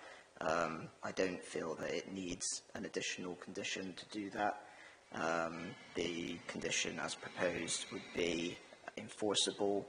The information would need to be submitted, I believe I said, within 6 months of the development, 6 months of the permission being granted, given it's partly retrospective. And we would agree a kind of time frame for implementation of that at that stage, which I'm sure we would want to have a fairly prompt kind of implementation of that landscaping. Councillor Malloy. There's another question I wanted to ask is about the land to the side, so the footpath that runs from behind the play area along past all of these businesses to Claude Avenue. Who does that land belong to? Yeah. Is that the old track? So the footpath that we walked along that had sort of, it was a bit muddy actually, and I was thinking if this is well used by children going to school, it might be an idea to make it a bit more user friendly for pedestrians at least. My understanding is that all of the public right-of-way from the entrance to kind of Sandpits Park all the way through to the end at Claude Avenue, the land ownership is unknown. Unknown. Thank you. Councillor Hughes. Thank you. So the nearest residential is just the other side of the track. There's some apartment blocks there. So I'm just interested that I believe the report states that they're conditioned to a maximum of a 5 dB increase on ambient noise level. Yeah, I believe that's correct. Okay, so have we established that within any acoustic report? Has there been a base level taken so that we know what 5 dB is if it were to exceed? An acoustic report has been submitted as part of the application and reviewed by the Environmental Protection team who recommended those conditions. Okay, thank you. And secondly, what restrictions, I understand the use of the site at the moment will be for storage of scaffolds. What restrictions are there on other use if the site was to develop into other areas of, say, manufacturing? Are there any restrictions on further use? The specific use of the site has been, as proposed, has been stated to be sui generis, which would mean that other alternative land uses would require planning permission. So there are no restrictions if, for example, like we've seen in Keynsham, a cement factory were to decide to open up there. We don't have any restrictions on how this site could be developed going forward. It would depend on whether that use of the site is materially different than what is proposed. As I say, it's sui generis, which is meaning that it's of no kind of use class. Okay, so I would say that alternative uses are quite likely to be found materially different to that. Okay, all right, thank you. Councillor Crossley. Thank you. I just wanted to reassure myself that I understood one thing. So the access point is going to become increasingly from Claude Avenue because we're closing off the other access point from the sandpits, which I've got no problem with because that's a play area with a public toilet, which you have to cross the road. But if we're focusing getting more and more of it through Claude Avenue, then that bit of road, which is private between the church and the other side of the road, is very, the school, is very narrow. why is it not possible for us to somehow get as part of this condition? Can you just remind me why it's not possible that road can't be properly tarmacked and improved and safe? Because there's quite a few potholes, and with these extra lorries going around it, those potholes will become more substantial and more regular. Yeah, so the road from between the school and the church is in private ownership and not adopted. So the council, it's outside of the applicant's ownership, as far as I'm aware. So there's no real mechanism, if we were going to impose a condition or a legal obligation, it would have to be on somebody to do those works, i.e. the owner of the land, and we don't know who the owner of that land is. So, can you follow? So, why don't we as a council own the land? Why don't we put into the land registry that it's our land and take ownership of it so that we can get a proper job done? And I know that costs money. It's a different issue. I believe that's beyond the scope of the application and the remit of the planning committee, but it's a good suggestion. Okay, Councillor Hawthorne and Councillor Biddle. Thank you.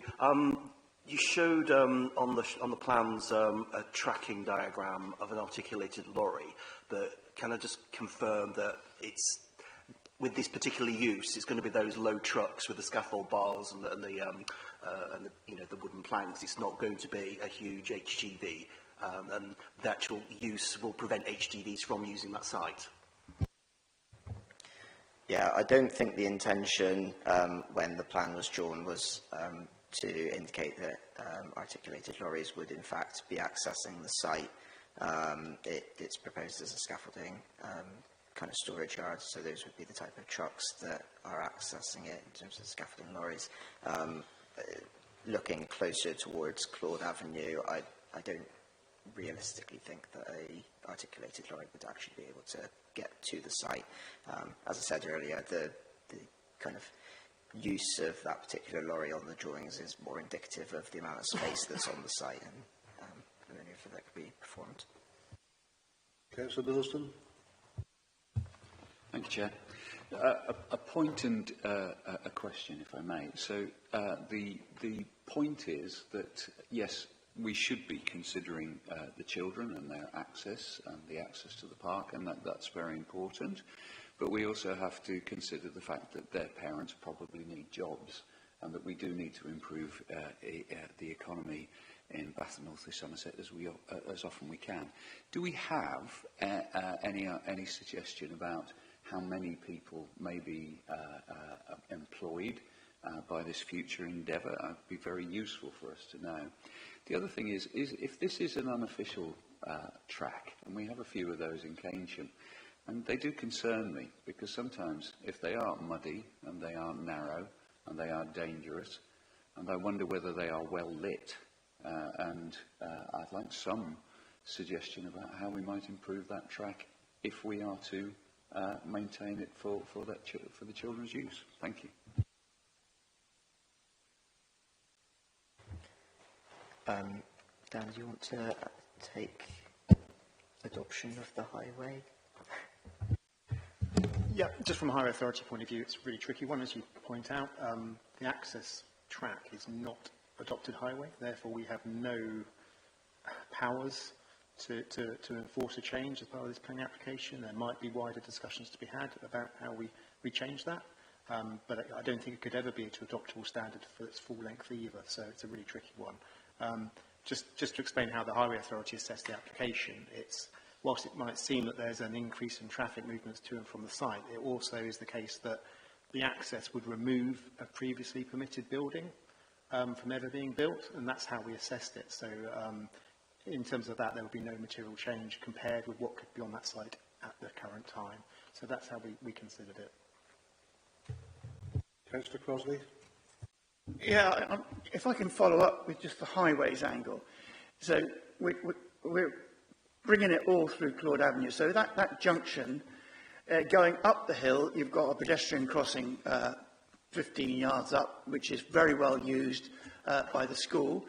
going straight across into Limemoor is a busy road, and coming up from the town centre, you've got a large number of buses as well as every other vehicle that goes. Very busy bus route. So you've got a big set of junctions there. So how do we ensure the safety by adding this extra number of lorries coming out of this junction if it's not adopted, and therefore we can't do things like put three-way traffic lights in or whatever? So how is that going to be laid out so that safety is improved as part of this application for that? Basically, it's become a crossroads now. I think I'll go back to the earlier point that, again, if this was a development which wasn't removing something that was already similarly permitted, our recommendation to the planning authority might be different. But we're in a position where we're comparing a new building against the building that will be removed. So therefore, it's a bit difficult in terms of our recommendation to say there's any harm compared with what's already could be constructed. But to answer your point, there will be no changes to the access as existing as part of this scheme. Okay, I've got two questions myself for a change. The actual eastern gate from the actual park area at Moorfields, could it be conditioned that no occupation of the site would take place before the landscaping was actually installed? That's one question. The second question is highways one again, as Councillor Crossley alluded to just now, regarding the additional amount of lorry movements on or off site from Claude Avenue entrance. Have we taken into account the amount of additional movements that will take place on the safety of that highway? In terms of the first question, if we don't feel that the BNG planting is going to be sufficient to ensure the enforceability of that access being stopped up, I'm open to an additional condition being put on the permission to ensure that the gate is permanently stopped up. We would need to think about what that is, how that's achieved, whether it's with a fence or planting. In terms of, can you just remind me of your second question? Yes, the additional amount of traffic moving on the highway at Claude Avenue emanating from the site, we take into account the additional amount of movements that take place?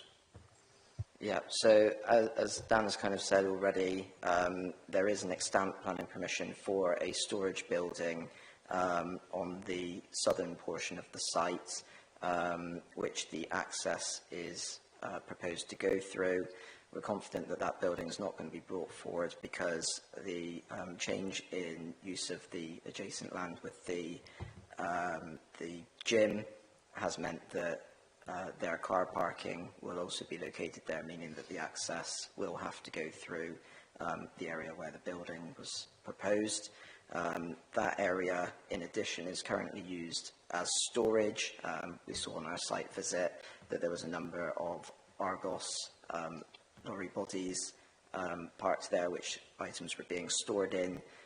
That will generate a degree of highways movements, and therefore the proposal isn't going to increase vehicle trips because that use would be ceased and the extant building would not be brought forward. Slightly expand my question to you regarding the highway access. Scaffolding lorries in and out, obviously producing several different sites, will be additional movements rather than storage, which then have limited usage.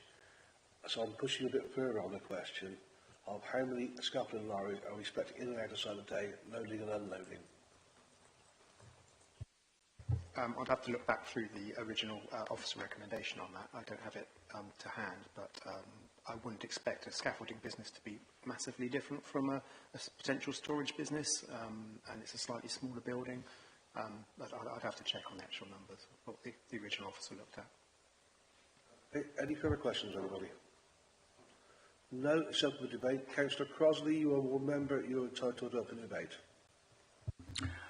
Yes, so we don't have much industrial land left in the centre of Bath, and we certainly don't have any messy industrial land like this.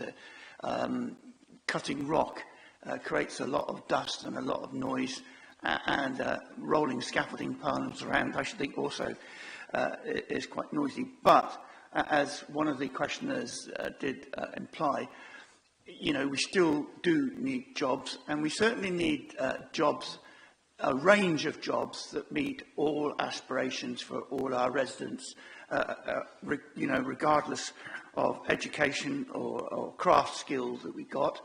And so we do need employment. And so that leads us then into conflict, where you've got those employment sites that are right in the middle of industrial zones. And if this was a new employment site coming up, we probably wouldn't even give it the time of day for consideration. But this has been an employment site for a long period of time, and it's been used for a variety of different things over time. And we've now got the gym. So whether you call gym employment or not, I don't know. Probably part of the modern leisure industry, and the economy of the UK seems to be increasingly going down, producing leisure products that provide local services and national services. So it's not an easy thing, and certainly when I've been knocking houses in that area, it does provide a mixture of views. You know, if people work there, then they want to make sure it's secure and sustained, and if they don't work, or they have retired, or they have a different type of jobs, then they want a different type of employment in that area. So this is the difficulty we have as planning committees and planning officers and planning policy, is how we merge all these conflicting issues into producing something that is a sustainable whole and a sustainable society. So I think it's not easy, and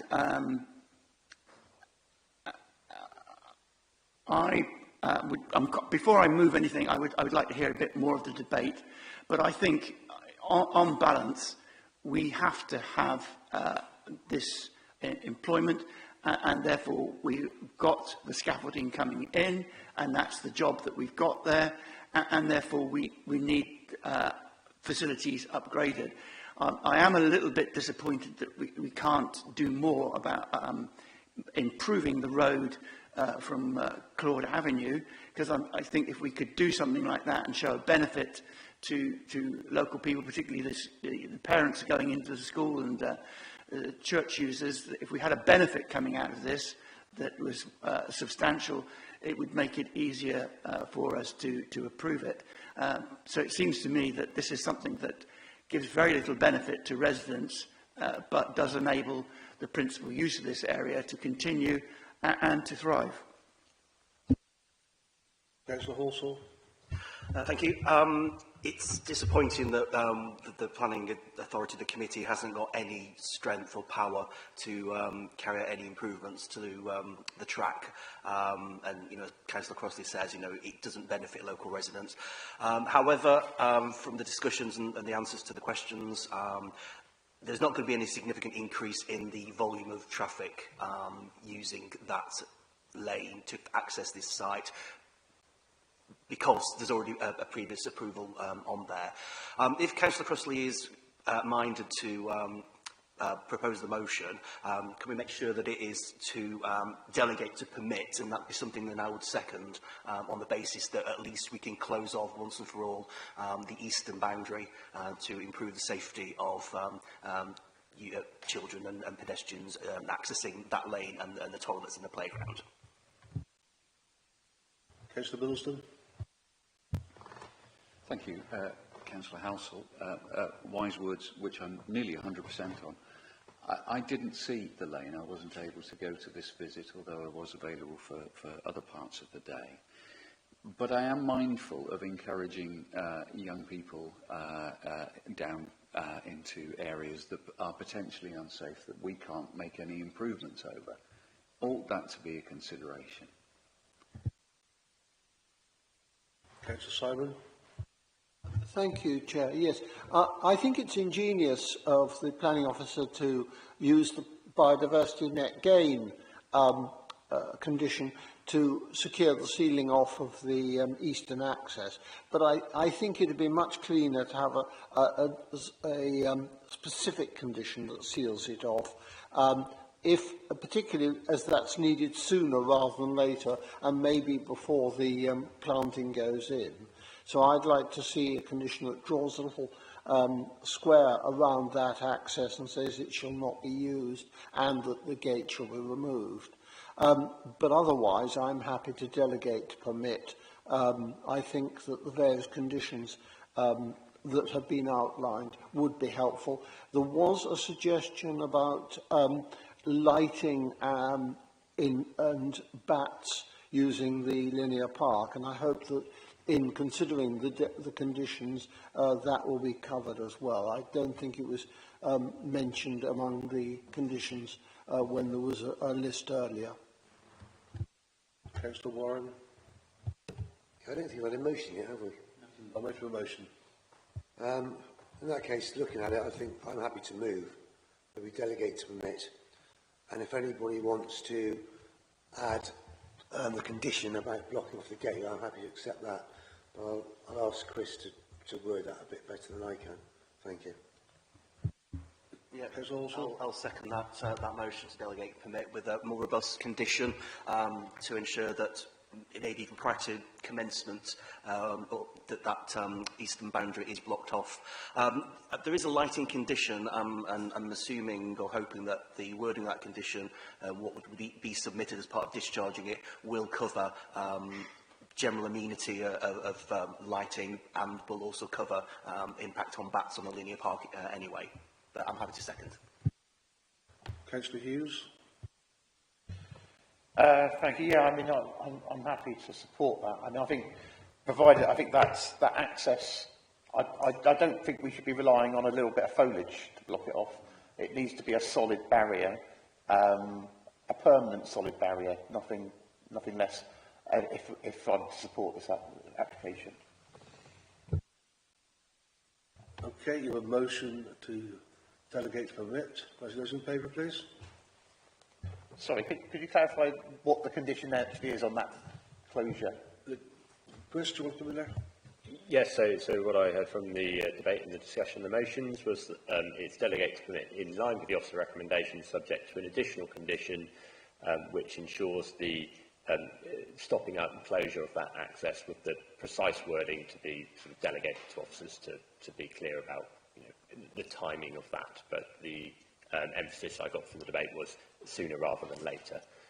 It couldn't be pre-commencement because there's already retrospective stuff already be done on there, so we'd have to have a think about that, but it should be achievable. But in terms of how it's going to be blocked off and the fact that it must be a permanent feature. Yes, so something specific that isn't reliant on the landscaping. So yeah, we'll take that into account, yes. Yeah. Just to be clear, show of hands again, please.